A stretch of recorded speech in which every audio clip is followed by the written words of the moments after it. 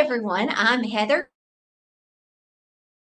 Fowler with Alabama Health Guidance, and I wanted us to do a little video this morning. It's almost Valentine's Day, and Alysia has been nice enough to come over to help us out, and I thought it would be fun to just do some scenarios that you will love because when you get a call from someone or you have someone to come into your office, it's kind of like a box of Valentine candy. You never really know what you might encounter. So I thought it would be fun to play a little game with Alysia today where we put her on the spot and have her address some scenarios that are fairly common. So, Alysia, before we get started, tell everybody a little bit about yourself. Well, I think most people have met me, but I live in Huntsville and I have been dabbling in the marketplace since it started in 2014. I kind of did it on the side when I was a State Farm agent. And then in January of 2022, I just quit my job as an Alpha insurance agent and have decided to just advise people on health insurance. And I mostly did ACA for a very long time. And now I'm dabbling in Medicare. But I've been doing ACA for, what is that, 14 years now? Yeah, so I guess you've probably encountered almost every scenario that we could think of. Honestly, I still get crazy stuff every day. So this is not the kind of job that you're going to have and you just know everything every day, Yeah. right? But I have messed everything up at least once. And so I have learned what not to do. So if I seem real clever, like I know everything, it's because I've messed it up once and I know how to get around doing that again. Well, that's the best way to learn, I think, sometimes. It is. Okay, trial by fire. Is that what they say? Yep, just throw them in the deep end and sink or swim and call the 1-800 number if it don't work out. I love it. Okay, so I have some different scenarios in our Valentine bag here. So reach in and pull one out. I'm nervous what you're going to come at me with. Okay. All right. So I'm going to be the customer. So I've called you and I am losing my coverage. I've been working a job. I'm a 30-year-old man. I'm losing my employer coverage. My wife is a stay-at-home mom, and we have 2 little boys. I'm going to make $85,000 this year, but I need to get some type of coverage. So would I be able to get a marketplace plan? Absolutely, 100% will be eligible for marketplace because you have a 4-person household and your income's under that 400%. The kids will likely also be eligible for all kids in that scenario. And most people love all kids. And so your children, your children will be eligible for all kids. And so we'll do the marketplace plan. And inside our marketplace application, it tells us if they're eligible for all kids or not. And so we can add the kids to the app. And if they are eligible, that federal application will automatically send that application to the state. And so you and your wife will end up on your Blue Cross Blue Shield plan that we decide on. And so it would just be the 2 of you getting subsidies, because one of the rules on the marketplace is if you are eligible for any other coverage, whether you like it or not, like all kids, Medicaid or Medicare, you are not allowed to be on a marketplace plan with a subsidy. So they have to go to all kids. Now, when is your work coverage going to end? Well, my work coverage is not going to end until the end of this month. So today's February the 4th, and I can keep my work coverage until February the 28th. So we need something to start March 1st. Okay, absolutely can do that. One tricky thing that happens when you are doing an application for a future date, so March 1st, when I submit your marketplace application today, the federal app will say that your kids are eligible for all kids, and it will automatically send them to that. The state side will get your application immediately within 24 hours. All Kids has an automation set up where as soon as they get the app, it sends a verification over to prove that there's no other coverage out there already on the kids, because All Kids isn't going to give you basically free insurance if you've got other coverage, right? Everybody wants everybody else to be taken care of it. Yeah. Nobody needs to be double dipping when you're getting government money. So when that happens, when we submit your application today, All Kids gets it tomorrow. They're going to send it the next day to verify that there is no other coverage. It's still going to pick up your work coverage because Okay. that's going to be continuing through the end of February. Mm-hmm. So what's going to happen is we're going to submit that, and in a week or two, you're going to get a letter from All Kids saying that they've been denied because you have current coverage. Oh, okay. Which may not make sense because our application was for a March 1st effective date. Those pieces just don't pick up in all of these automations. When that happens, we need to get a letter as soon as you can. Go ahead and be working on that to get a letter from your employer stating when your work coverage is going to end. And if I have that, we can contact your insurance company and get a letter that if they don't take your work letter, a lot of times they'll need it directly from the insurance company. Okay. It's called a certificate of loss of coverage. Blue Cross Blue Shield will get it for you in like a day if you just call them. And they'll send you that certificate of loss of coverage. And then we need to fax that directly to All Kids. So you have a window, like a 30-day window, to prove to All Kids that that coverage they're picking up automatically is going to end by March 1st. If you will fax that over to All Kids, then they will backdate and approve it, and your All Kids coverage will start March 1st, the same as yours. But there's going to be a little bit of legwork that you've got to do. Now, if you don't do anything, All Kids ain't going to do anything. You've got to tell them. They only do it one time. Nope, you've got other coverage. So it's up to you to prove that that coverage they're seeing is going to end. But it's as easy as a fax. Okay. All right. So that's good to know. So we go ahead, we put those kids on the marketplace application, and then the marketplace application sends it to All Kids. If they have coverage right then, they're going to get denied. Yeah. But we just have to get that certificate of loss of coverage and then send that to All Kids, and it should be reinstated. Absolutely. All right. Good one. You did good with that, Alysia. All right. Great. Okay. So let's move right along. Okay. That one was easier than I thought it was going to be. Hopefully they're all that easy. Okay. So I'm calling you today, February the 4th. We're outside of open enrollment. I have employer coverage, but it is going up in March. It's going to be $700 a week. I mean, it's just going to go up so much, and I can't afford it. Can you help me right now on February 4th? Yes. Okay. So that's got a lot of detail. So as an agent, you're going to have to ask a lot of questions. When I have customers and they call me and they say my work insurance is unaffordable, I have to be careful because that is kind of a relative term. If their income, they say they're a one-person household and they make $60,000, they qualify for a subsidy. They can only get that subsidy if their work coverage is considered unaffordable to the government standards, not our standards. So we have to be very careful to use that affordability calculator, which is in the ACA handbook, and it's also in tools in Sherpa. Yes. And it is extremely important that you get your client to verify the exact amount of the lowest cost available plan at their job. Employee only coverage and family coverage. It can literally be a $1 difference that determines whether that's considered affordable or not affordable.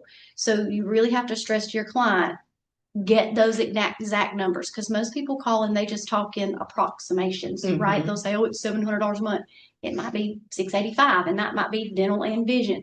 So get the exact amount of the medical insurance for the lowest cost available plan. Now, they may not want the lowest one. They may not want the bronze, and they're on the gold, and they think that's unaffordable. But we've got to do our due diligence to not just ask them for stuff, but let them know why we're asking them. Because if we put them on a marketplace plan and their employer is a reporter, so if you have a business that offers group benefits, they have to report that to the federal government. So when your client files their taxes, if the government says this employer offers benefits and they consider it affordable, and we didn't do our due diligence and get the right numbers, and we put them on the marketplace with a subsidy, they could owe all of that back. So we've got to make sure that we explain that to them. So make sure you're getting the exact numbers. Use that calculator, and it's real easy. It shows up if it's red, they can't have subsidy, period, whether they like it or not. Yeah. Now they can still go to marketplace if they have a SEP, but it's likely not going to be cheaper than that group plan. No. So use that calculator and get exact numbers, and you'll be fine. I love that you said we have to do our due diligence and explain to that customer why we need that information, that they could end up owing back thousands of dollars on their taxes, that we're not just trying to be difficult. Right. This is very important. My entire job, the government has made our health insurance as complicated as taxes, right? Mm-hmm. So where we are in America right now, you basically have to have a health insurance advisor, just like you have to have a CPA and a financial advisor and somebody to do your will. Mm-hmm. That's just where we are. And my job is to advise you and educate you about stuff that's not normal stuff. No. You're not going to know this. Mm-hmm. And the fine print's hard to find. I don't want you to pay thousands of dollars in taxes, and I make a sale and I make a whopping $20 on it, and then you owe somebody $8,000 at the end of the year. You're not going to like me very much, and you sure as heck ain't going to send me a referral. So if you want to grow your business, you've got to educate and explain to them why you need what you need, and it is for their benefit. And you don't want to end up shooting anybody in the foot. I love that. So if I get you this information and it turns out that my employer coverage is unaffordable, Mm-hmm. it's roughly over 10% of my household income, and I can drop my plan, my employer plan at that time, then would I be able to enroll outside of open enrollment? Yes, of course. Everything here is yes, and more parentheses, right? Mm-hmm. So you would be eligible if you had a group plan that you've now discovered is unaffordable, and if the company you work for will let you drop the plan mid-year. So it depends on who you work for Mm-hmm. and what insurance company they have. Some bigger companies, especially, you can't just opt out in the middle of the year. That's what open enrollment is for. So make sure that you talk to your HR department, and if they will allow you to leave in the middle of the year, get that loss of coverage letter, and that loss of coverage letter proves your SEP, and you absolutely can go to the marketplace in the middle of the year, as long as it's in that 60-day window. I love it.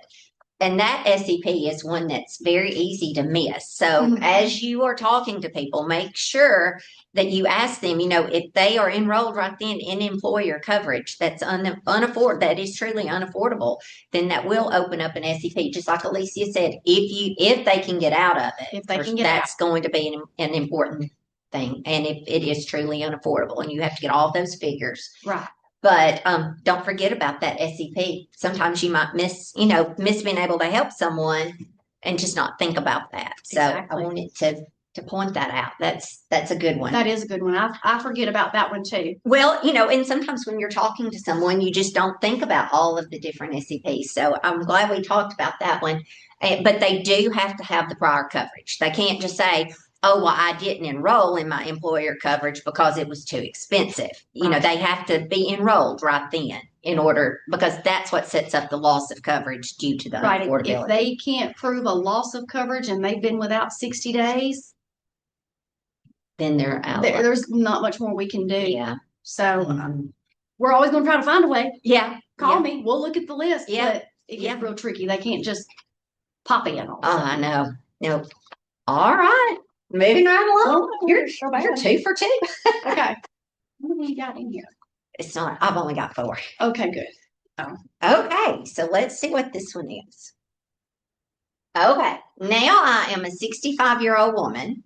I've been working, but now I'm going to retire because I'm going to be on Medicare. Mm-hmm. So I will lose my employer coverage.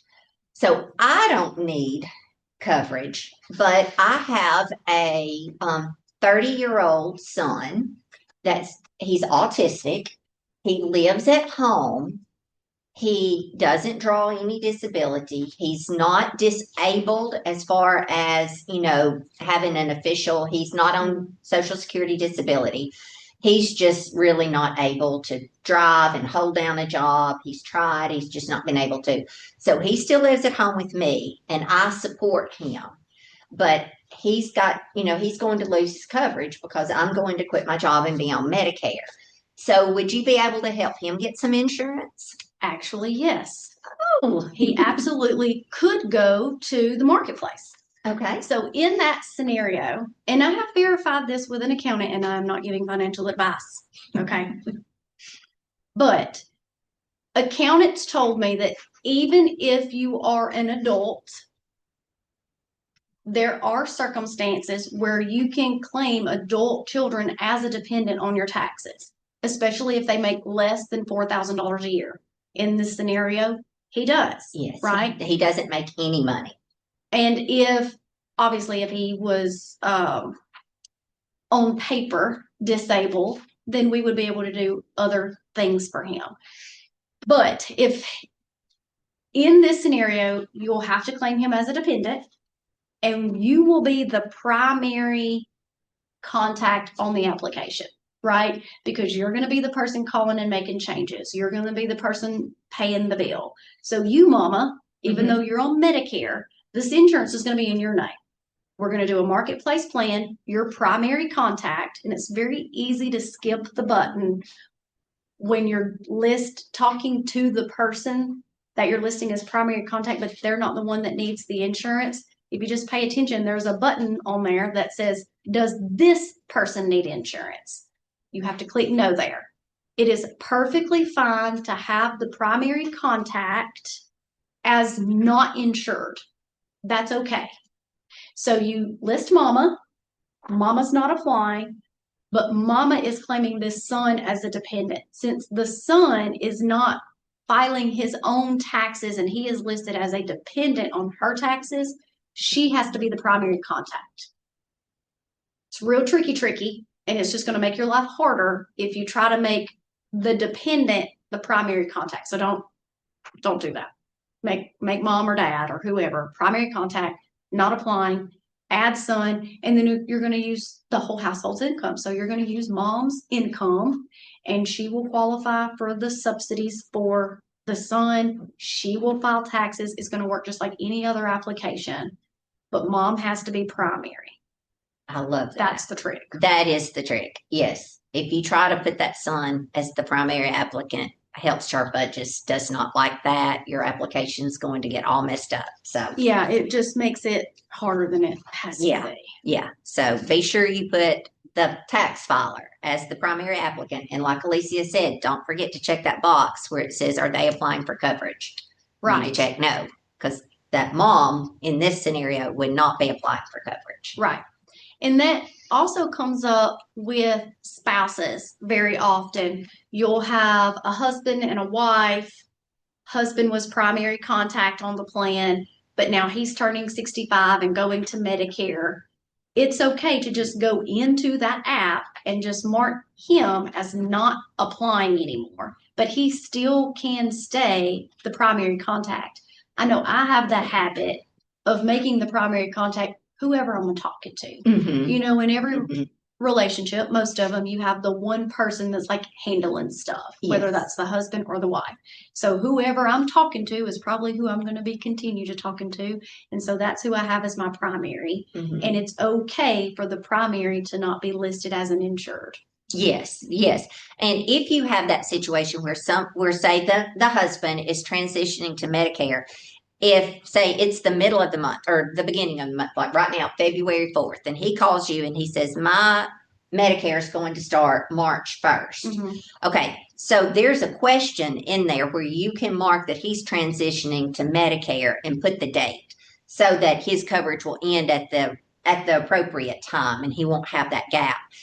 When I first started, I didn't realize this, and we ran into it a couple of times, not with me, but I heard about it from another agent, that if you just go into that app like today, February 4th, and you mark he's not applying for coverage, they drop him today. And I'm glad they added that Medicare question. They just added that last year. Yeah. So every year before this, Mm-hmm. if I had someone that was transitioning to Medicare, I had to have a calendar reminder on the last day of the month, even if that falls on a Sunday, and I had to go to work and go in on that last day of the month and make the change. Because if you made it at any other time than the last day, then they just lost coverage in the middle of the month. You click take them off, they take them off today, and there was no way to future date that. Now they've added that question. Thank goodness. Yeah. And I don't have to work on Sunday on the last day of the month. Yeah. I'm very happy about that. Yes, that makes it a lot better. A lot. I love You can do it 3 months in advance. Yes, you can. And one thing I want to make sure when you get to just putting that on the application, when you get to the end, after you download the new eligibility notice, then you'll see, if their premium has changed, you have to hit enroll in this plan. If you just leave it right there, you haven't really submitted that to Marketplace. That's very important and happens with a lot of new agents. Yes. They get to that last screen, the premiums look good, everything matches, and then we get into explaining their next steps and we forget to hit enroll. Please make it a habit. Unless you're looking at the screen that says, congratulations, you ain't done. Right. So just make sure you see that screen. And I personally created a habit for myself to start saying to my customer, okay, I have your congratulations screen up, so we're good. Because I have not hit enroll because I went off on another topic talking about dental or vision or whatever. And their plan does not start. It is not submitted. Right. Yeah. So don't forget, you've got to see congratulations or you're not done. Fix, by the way. Don't. No, you don't want to get into that. All right.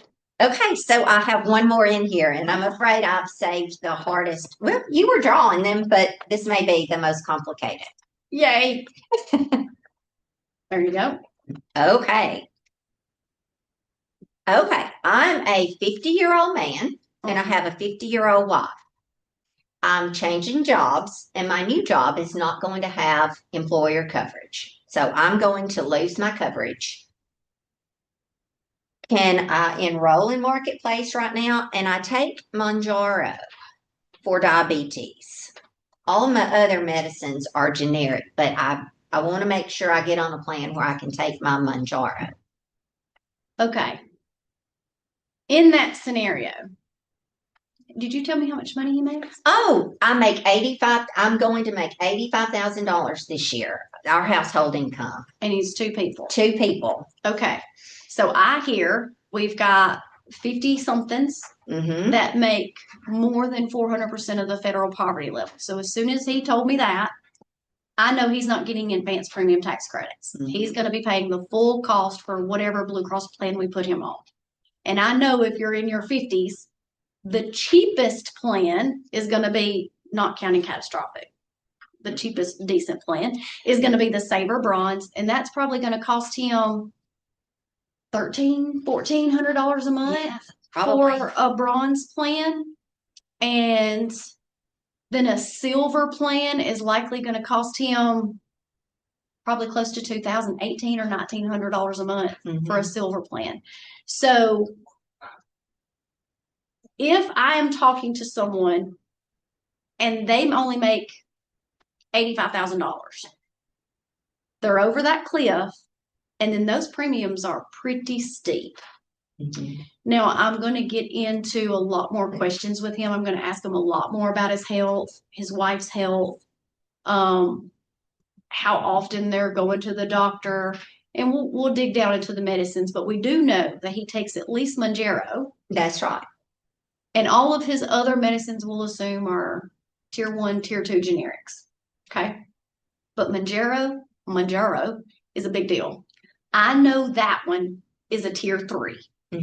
So when I'm talking to these 2 people, and I know that $85,000 is not a lot of money. Right. And all of a sudden I'm looking at health insurance premiums that have a comma in it. And that is likely not what he was doing through work. No. So now these numbers may not be exact, but let's say a bronze plan is $1,300 for a saver bronze, and a value silver plan is $1,900. Okay, I'm going to say there's a $600 difference in that premium. That's probably not very far off. Right.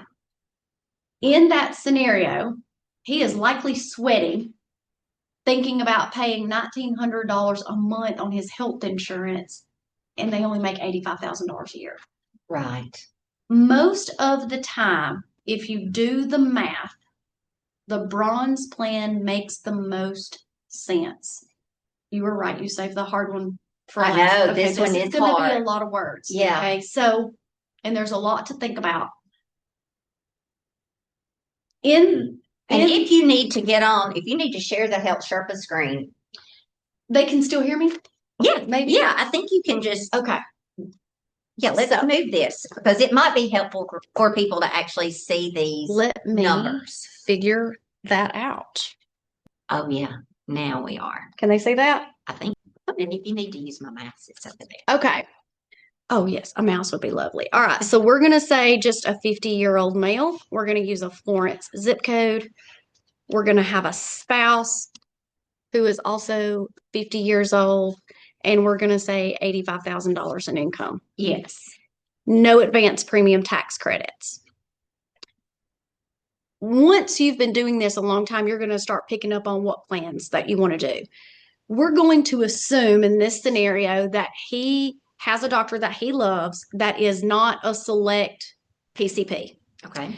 So we're going to only look at the plans that don't require referrals, and we're not going to dive down into that today. Okay. We're going to make it a little bit simpler. Yeah. But we're going to be talking to him about the Saver Bronze and a Value Silver plan, because all of the other ones are going to require that select PCP. Okay? Okay, look at those premium differences right there, guys. Okay, so we've got, and we're going to round, we've got $1,300 versus $2,000 a month. There is a $700 a month difference in the premiums on these plans. If you're only making $85,000 a year, you are going to be sweating paying over $2,000 a month on your health insurance premium. In this scenario, all of his medications are tier 1 and tier 2 basic generics, except that he is on a tier 3 medication, Mounjaro. We know that Mounjaro is going to cost him about $1,000 a month if he was, let me back up. Let's start with the silver plan and talk about what it's going to look like there. Okay. I'm going to pull up the summary of benefits on this silver. I know that Mounjaro is tier 3. On a silver plan, and I'm going to need my pen so I can do math. Yeah. On a silver plan, okay, Mounjaro is going to have an $85 copay. How do I know that? I happen to know it's tier 3. If you don't know how to check formularies for things, pretty sure that's in the handbook. Yes, it's in the handbook. So, and I have a video. But a tier 3 medication is an $85 copay. So we know on a silver plan, he's going to pay $2,000 a month, but he's only going to pay $85 a month for his Mounjaro. If he was to go to the Saver Bronze, a tier 3 medication is subject to your deductible. So he is going to pay $1,000 a month for just his Mounjaro. Now he's still going to have $5 copays for the generic ones, for the tier 1s, and I think it's $25 for tier 2. Let me find it. Sorry, guys. Yes, so he's got a $5 copay for tier 1s. He's got a $25 copay for tier 2. But on this tier 3, he has to deductible before this plan starts picking up and paying anything at all. So he's going to be out $1,000 at least each month just for that one drug. If that is the case, he will be out at least $10,600 this year. We know that for a fact. He is going to meet his out-of-pocket maximum just on that one prescription because it's $1,000 a month and there are 12 months in this year. Not to mention, labs are subject to deductible. Literally everything on this plan is subject to your deductible except for primary care office visit copay, specialist office visit copay, and your generic drugs. Now, if he's on Mounjaro, that means he has diabetes. He's probably going and having blood work done at least quarterly, more than likely. So in his scenario, we know that no matter what plan, if we put him on a bronze plan, we know he's going to be out $10,600. So let's do some math together. These are the scenarios where sometimes it makes sense to pay $2,000 a month, but you've really got to get to know your customers' comfort zones. So for this gentleman, we're also going to assume that this is not a temporary solution, that he's going to be on this long term for at least 12 months. He is going to spend $2,052. I wonder if I can. Do you need my calculator? Calculator. Let me grab my calculator. Let's do some math. Yeah, because I cannot do math in my head. Okay, so we've got $2,052 times 12. This gentleman is going to spend $24,624 on the silver plan just in premium before he does anything else. So that doesn't even include his copay for his Mounjaro. That's just premium. He's going to spend $24,000. Okay. Now, if he is on this silver plan, and we're going to ignore the generics because they're the same cost on the bronze versus silver, but Mounjaro only, we know that that costs $1,000 a month. So he's also going to be out at least $10,600.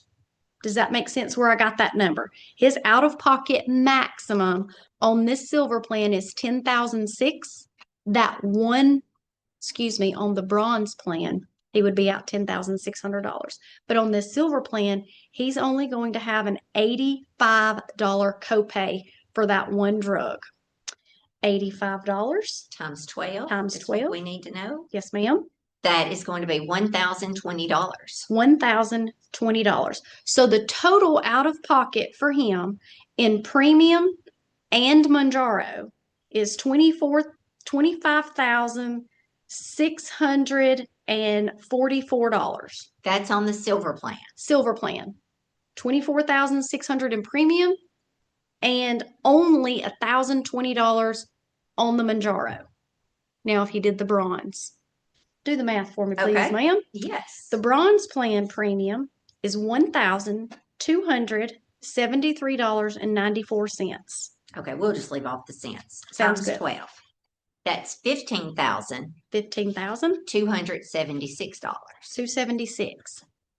Because Mounjaro is a tier 3 and subject to his deductible, and we know the cost of that medicine on a bronze plan is over $1,000 a month, we know he is going to meet his out-of-pocket maximum for sure on the bronze plan. He might not on his silver plan because he's just going to have copays for the doctor's office visit. His labs are covered with no charge. His other prescriptions are generics. The only other real cost he might incur if he's fairly healthy is the Mounjaro, which on the silver is $85 copay. On the bronze, everything applies to that deductible except an office visit copay. So we know beyond a shadow of a doubt, even with that one medication, he's going to be out $10,600.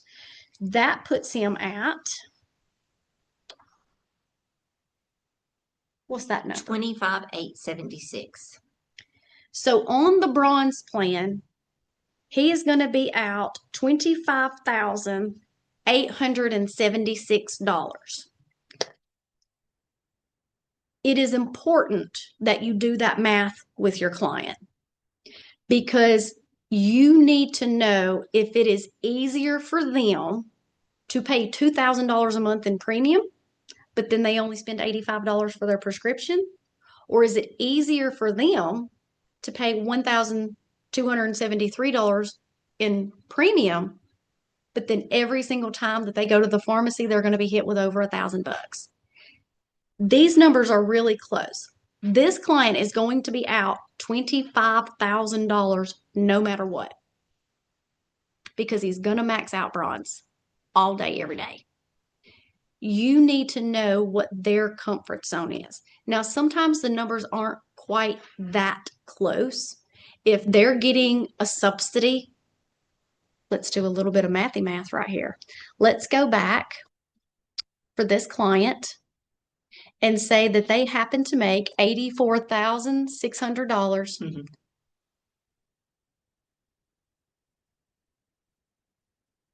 Just right under that threshold.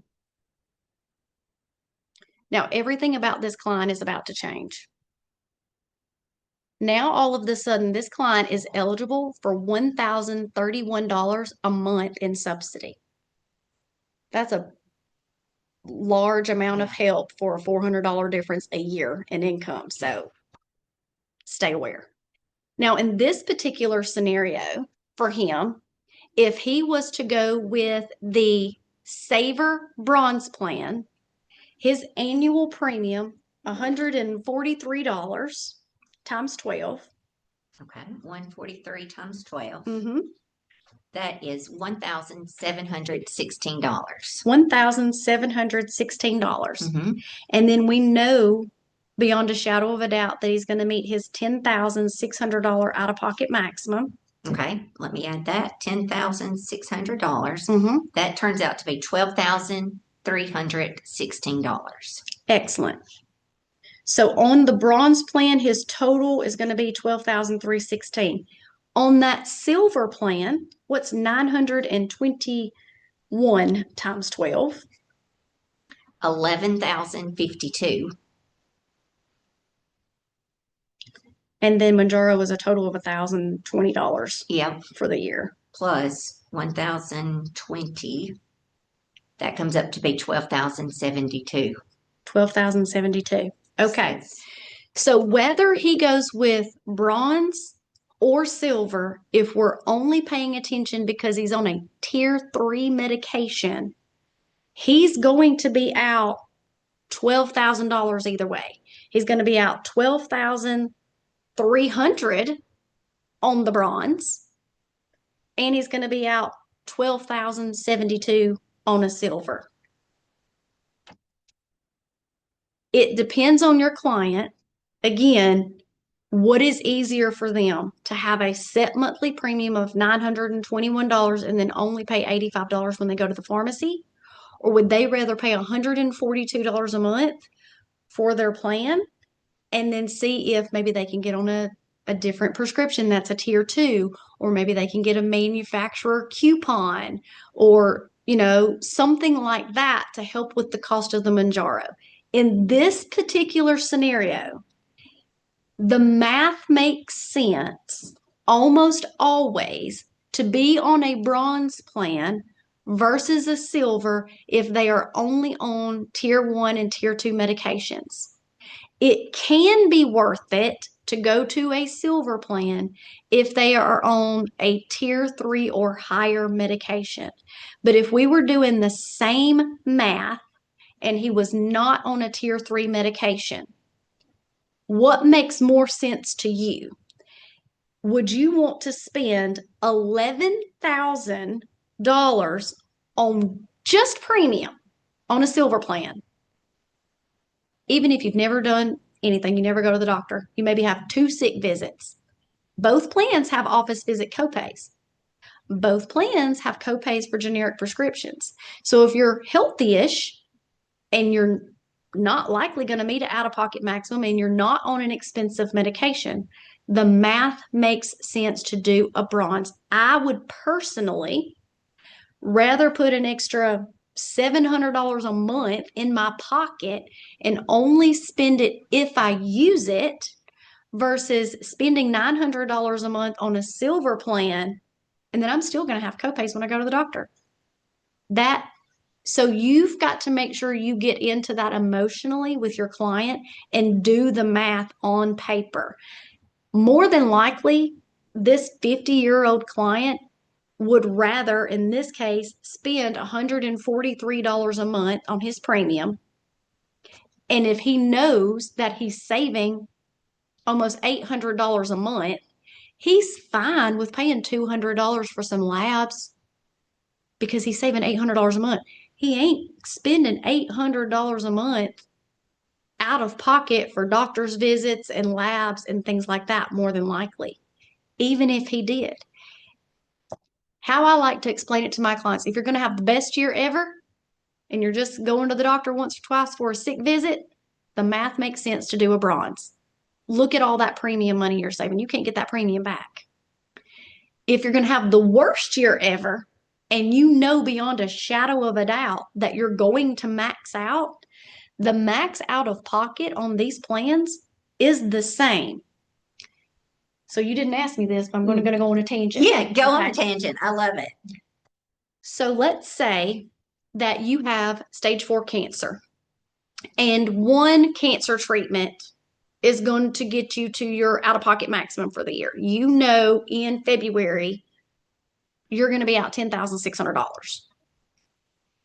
It makes sense to go on a bronze plan if you know for a fact you are going to max out, because then you're only going to spend, what was 143 times 12, you're going to spend $1,716 on premium and $10,600 out of pocket maximum.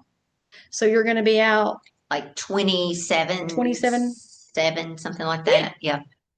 On a silver plan, chemo, you're still going to max out. You are still going to be out $10,600. If you know you're going to be out 10,600, why on earth would you spend over $11,000 in premium and still pay out of pocket $10,000? Save it on premium, and you're going to save almost as much in premium as you're going to spend towards your out of pocket maximum. The math just maths. Mm-hmm. So most of the time, especially if someone doesn't qualify for advanced premium tax credits, or if they don't get any cost sharing reduction credit. Cost sharing reduction credit changes this whole scenario, and we're not going there. But if someone is not getting cost sharing reduction credit, or they're not getting any advanced premium tax credits, it is up to us as an agent. We are the advisors. They don't know. Do the math and ask them, are you expecting to have the worst year ever? Have you ever met your out-of-pocket maximum? Do you have a big surgery coming up? And if they know they're going to meet that out-of-pocket maximum, it makes sense for them to spend the money for using it instead of just giving it to the insurance company in premium, because they're going to be out 10-6 either way. So make sure you're paying attention to that and not just automatically assuming, oh, they're unhealthy, or, oh, they're on extra medications. They're not going to want a bronze. You don't get to decide for them. You educate them and let them understand and tell you what they want, because they're going to be happy with their plan if they understand it. Mm-hmm. They're not going to be thrilled if you put them on a $900 plan and they still get a $10,000 bill. I'll just tell you that. That is not going to tickle them. No. And sometimes I've even had people, they'll say, well, I have a lot of health problems, so I need the gold plan. Mm-hmm. But you're saying, really, we need to dig into that, because if they do have a lot of health problems and they're going to have major things going on, they are going to probably be out more with premium and then their max out of pocket on that gold plan than they would be premium and max out of pocket on the bronze plan. And every year that math is getting to where it makes less and less sense to do a gold. A gold is very rarely the right answer if you do the math. Now, insurance is not just math. Yeah. There's emotions in that too. Mm-hmm. So there are some people, I don't care what the math is, they want a low deductible. And the gold plan does have copays for hospital stays that none of the other plans have. So I have lots of people that are going to do maternity, labor, and delivery on a gold. Makes sense Okay. because it's only a $300 copay per day for a few days versus a $5,000 deductible or an $8,500 deductible. So it might make sense in that scenario, but you, the agent, needs to do that math because most of the time the math does not make sense to do gold. The premium differences are just getting further and further apart. I love that. Okay. That's something that, we all need to just spend a little bit more time on and do that math when we're talking to someone and they tell us about their health issues that they are going to have over the year. That I love that. And you had mentioned that to me the other day, so I wanted to be sure we touched on that. And that's real complex. And I know that's probably going to be hard to pick up in this one video. But, on a fun Friday night with a glass of wine, pull up your Sherpa, run some scenarios, do some math, That's right. and think about those things before a customer comes at you and you're like, and you freak out, right? Yeah. Because I tell you, I have had way more people in the past 3 years, especially my cancer patients, want to go with the bronze. Like that's just what they want. And now several of my cancer people, they won't even let me talk to them about anything else. They're like, nope, I want my bronze. That made sense. I love that. Okay, that is great. And before we stop, I do want you to get on the Sherpa again and talk about the bronze plans because there are a few things that we need to point out about the HSA and then maybe why you wouldn't choose the standardized or why the value might be the best. Because I know sometimes I get questions like, well, which one of the bronze plans? If they're going to go with the bronze plan, which bronze plan should I pick? So, well, I don't know how many people on this video know me, but I have an opinion. I love it. We wanted you here for your opinion because you've been doing this longer. And so, talk to us about how you would go about choosing the appropriate bronze plan. I will say that right now, with the way that Blue Cross has their plan set up, it has not made sense to me personally to put anybody on the standardized bronze. It does not make sense. Let me explain why. So in this example, we're going to take their advanced premium tax credits back out. We're going to change that to 601. Woohoo! Because they made $1 too much money. They don't get advanced premium tax credits anymore. So in this scenario, when you are comparing this Saver Bronze, which is my favorite, and the standardized bronze and the HSA bronze, since the big beautiful bill passed, all of the bronze plans you can contribute to an HSA. Before this year, if I had a client that loves HSA, they're definitely going to contribute. I only have that one plan option. Now that all the bronze plans are HSA eligible, really the Saver Bronze makes sense 90% of the time. You will notice in this scenario, there is only a $10 difference in the premium between a Saver Bronze and a standardized bronze. The standardized bronze requires referrals, requires a select PCP. And let me show you something else. This right here. If you will notice on the Saver Bronze, once you've met your deductible, there is no coinsurance for most things. And we're going to pull up that summary of benefits, but I want to look at this summary page real quick. So there was only a $10 difference in the premium. The standardized bronze actually costs $10 more. The deductible is only $1,000 difference. On the standardized bronze, not only do they have to worry about a select PC and they have to get referrals, but also after they've met their deductible, they're still responsible for 50% of their medical bills until they've met their out-of-pocket maximum of $10,000. The Saver Bronze doesn't do that. Let me show you something special about the Saver Bronze that you just may not know. Let me see if I can find that little summary of benefits right here.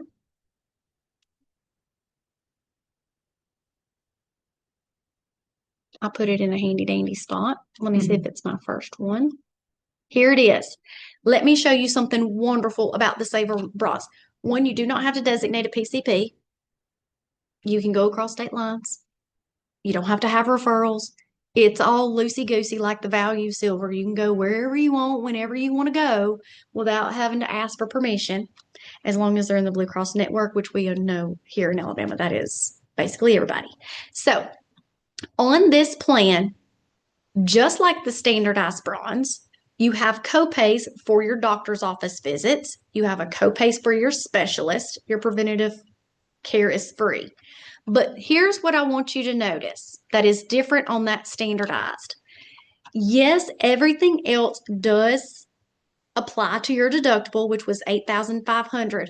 But look at these co-insurances. On the standardized bronze, which costs $10 more, even after you've met your $7,500 deductible, you'd have to pay 50% co-insurance up to $10,000. On this one, your co-insurance after you've met your $8,500 deductible is zero. Basically, your deductible is your out-of-pocket maximum. Your out-of-pocket max is less on the Saver Bronze, and there's less strings attached, and your premium's lower. That's a clear winner. That $10,000 out-of-pocket maximum that you see on the summary page for that Saver Bronze really only applies to your medications. Look at this summary of benefits.